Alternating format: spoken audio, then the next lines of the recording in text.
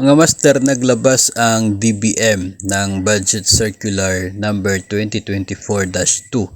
Ito po yung bagong guidelines sa pagbayad ng communication expenses para sa mga government personnel.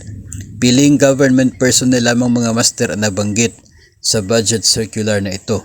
At kapansin-pansin na yung mga mas mataas na salary grade hanggang sa salary grade 31 ay allowed ng maximum monthly communication expense na 8,000. Yung salary grade 29 to 30, 5,000, salary grade 28, 3,000, salary grade 27 at 26 to 5, 24 at 25 na salary grade 2,000. So, kapag yung sahod siguro natin ay below salary grade 24 ay parang hindi ka na maging eligible sa communication expenses kung pagbabasihan po ito. May nakasulat naman po sa guidelines na ito yung mga hindi salary grade 24 ng central office at sa regional office ay pwede pa rin mabigyan na nasabi pong reimbursement ng communication expenses po nila, provided na mayroon po silang special authorization coming from the head of agency.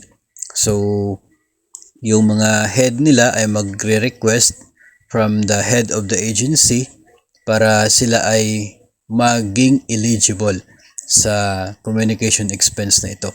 Ito po ay nag-i-exist na sa ngayon sa mga ilang government personnel. Pero dito po sa guidelines na ito ay pinapayagan sila na ipagpatuloy pa yung kasalukuyang setup until December.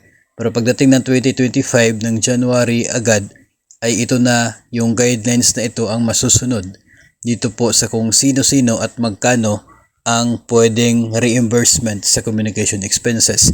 Hindi po ito allowance kasi nangangailangan po ng resibo na talagang pumili o nag-subscribe sa communication expenses or internet. Ito pong mga personnel na ito para sila ay eligible for reimbursement. Of course, yung mga amount po na nandun ay maximum amount.